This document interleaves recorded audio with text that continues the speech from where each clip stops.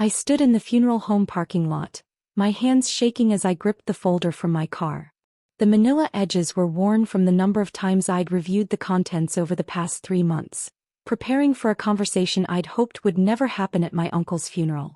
But my parents had made their move, and I was done being silent. My name is Claire Donovan. I'm 32 years old and I work as a senior logistics coordinator for a major shipping company in Seattle's Fremont neighborhood. I make $87,000 a year, and over the past decade, I've built my retirement fund to just over $340,000 through careful planning, aggressive saving, and employer matching. My parents didn't know that number. They'd never asked. Inside the funeral home, 52 mourners were probably still processing what had just happened. My mother had stood up during the reception, clinked her glass with a spoon, and announced to every single person in attendance that I would be doing the right thing and transferring my 401k funds to help my younger brother Nathan with his mortgage situation. She'd smiled like she was announcing an engagement. Nathan had been standing next to her, looking uncomfortable but not uncomfortable enough to stop her. My father had nodded solemnly as if this was a done deal, a family decision that had already been made. When I'd said clearly and loudly, "Absolutely not," my mother's face had transformed. "You're heartless," she'd screamed, her voice echoing off the walls of the reception hall. "Your brother is about to lose his house and you're sitting on all that money doing nothing with it. This is what family does, Claire. This is what good people do." I hadn't argued. I hadn't explained. I'd simply walked out. Now, standing in the parking lot with my phone pressed to my ear, I listened to the calm, professional voice of Marcus Webb, my financial advisor from Clearwater Wealth Management. "I'm 15 minutes away," he said. "I have everything we discussed. Are you sure you want to do this today?" "They did it today," I replied. "So yes, today."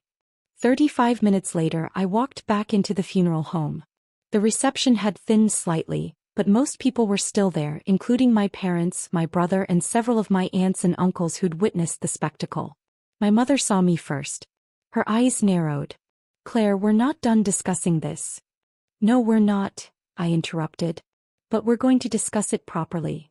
I walked to the front of the room where my mother had made her announcement. My father stood up from his chair, his jaw tight. Nathan looked like he wanted to disappear into the wallpaper. "Everyone," I said, my voice steady despite the adrenaline coursing through my veins, "I'd like to introduce someone. This is Marcus Webb. He's my financial advisor and he's been managing my retirement accounts for the past 8 years." Marcus entered through the side door right on cue, carrying his leather portfolio. He was in his late 40s, with silver-rimmed glasses and the kind of calm, authoritative presence that commanded immediate respect. My mother's face went slack. My father's hand gripped the back of his chair. "Mr. and Mrs. Donovan," Marcus said, nodding to my parents. He didn't smile. "Claire has asked me to provide some clarification about her financial situation, given the statements that were made earlier." "This is a private family matter," my father said, his voice strained. "It stopped being private when you announced it to 52 people," I replied. Marcus opened his portfolio and pulled out several documents. "Claire has asked me to address 3 specific points. First, the current status of her retirement accounts. Second, the legal restrictions on early withdrawal. And third, the documented history of financial support she's already provided to this family." My Aunt Linda leaned forward in her seat. Several cousins moved closer. "Claire's 401k currently holds $340,000, Marcus stated. His voice carried across the silent room. "This represents 10 years of consistent contributions, employer matching, and careful investment strategy. The account is on track to reach $1.2 million by her retirement age of 65. My mother made a small sound. My brother's face had gone red. If Claire were to withdraw funds now, she would face a 10% early withdrawal penalty, plus ordinary income tax on the distribution. On a withdrawal of, say, $50,000, she would lose approximately $20,000 to taxes and penalties immediately. That's her choice to make," my father interjected. "Actually," Marcus continued, "it's not that simple. Claire's 401k is through her employer. Early hardship withdrawals require documentation of immediate and heavy financial need. Giving money to a sibling for a mortgage doesn't qualify under IRS regulations." The room was so quiet I could hear the heater humming. But beyond the legal issues, Marcus said, pulling out another document, there's the matter of prior financial support. This was the part I'd been dreading and anticipating in equal measure. Marcus placed a spreadsheet on the table in front of my parents. Over the past 6 years, Claire has provided the following financial assistance to family members.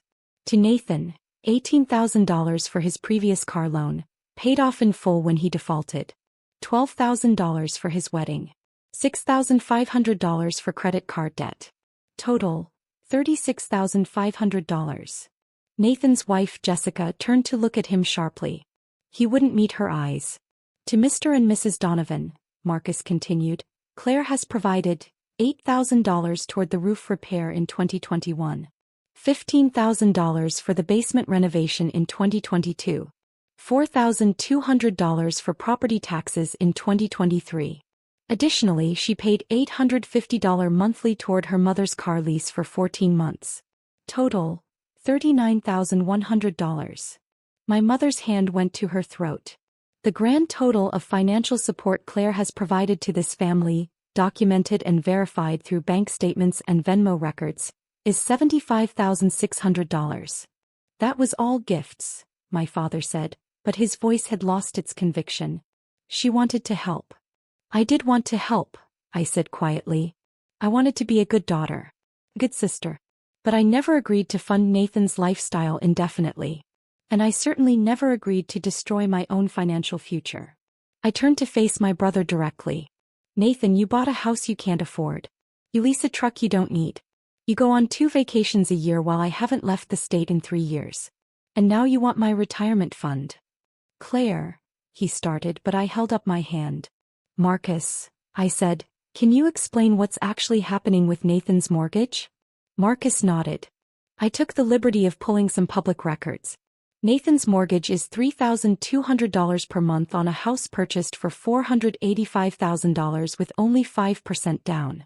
He's currently 3 months behind, which puts him at risk of foreclosure proceedings. However, the solution isn't a cash infusion from his sister. The solution is refinancing to a lower payment, selling and downsizing, or cutting unnecessary expenses. Jessica was staring at Nathan now, her eyes bright with tears. 3 months, she whispered. You told me we were fine. The truck payment is $680 per month, Marcus added. If Nathan sold the truck and bought a used vehicle outright, that alone would cover half a mortgage payment. My father's face had gone from red to pale. Claire, we didn't know all of this. You didn't ask, I interrupted. You've never asked how I'm doing. You've never asked what I've sacrificed. You just assumed that because I don't complain, I must have endless money to give away. I pulled out my own document from the folder, a letter I'd written and printed the week before, when my mother had first suggested I help Nathan out with my 401k. I work 50-hour weeks, I read. I live in a 650-square-foot apartment that costs $1,800 a month. I drive a 2015 Honda Civic with 140,000 miles on it. I pack my lunch every single day. I haven't bought new clothes in 8 months. I do all of this so I can save 30% of my income, so I won't be a burden to anyone when I'm older. My voice cracked slightly and I paused to steady it. I've given this family everything I could give without destroying myself. And it's never been enough. So today, in front of everyone, I'm saying it clearly, I'm done. My mother stood up, tears streaming down her face. Claire, please. Mom, I love you, I said. But I'm not setting myself on fire to keep Nathan warm anymore. Marcus closed his portfolio. If Nathan needs genuine financial counseling, I can recommend several excellent advisors who specialize in debt restructuring. But Claire's retirement funds are not and will not be available for transfer. He handed my father a business card. My father took it like it was a live grenade. One more thing, I said, pulling out a final document. This is a cease and desist letter from my attorney. If any member of this family attempts to access, transfer, or otherwise interfere with my financial accounts, I will pursue legal action. That includes forging signatures, claiming financial power of attorney, or any other creative solutions you might be considering. The room had erupted into whispers. My Aunt Linda was nodding slowly. My cousin David looked impressed. My Uncle Tom, whose funeral we were supposed to be honoring, would have probably laughed and told me it was about damn time. My parents stood frozen side by side, looking suddenly very old. Nathan finally spoke, his voice barely audible. "I'm sorry, Claire. I shouldn't have let them do this."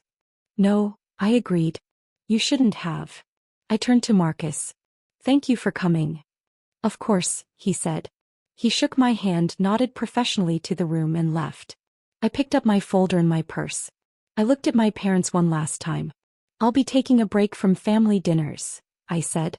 "When you're ready to have a relationship that doesn't revolve around my bank account, you know where to find me." I walked out of the funeral home with my head high and my retirement fund intact. 3 months later, Nathan sold his truck and refinanced his mortgage. He and Jessica started seeing a marriage counselor. My parents sent me a letter, an actual handwritten letter, apologizing for their behavior and asking if we could meet for coffee. I said yes. But I brought Marcus's card with me just in case. Some boundaries once drawn need to stay visible.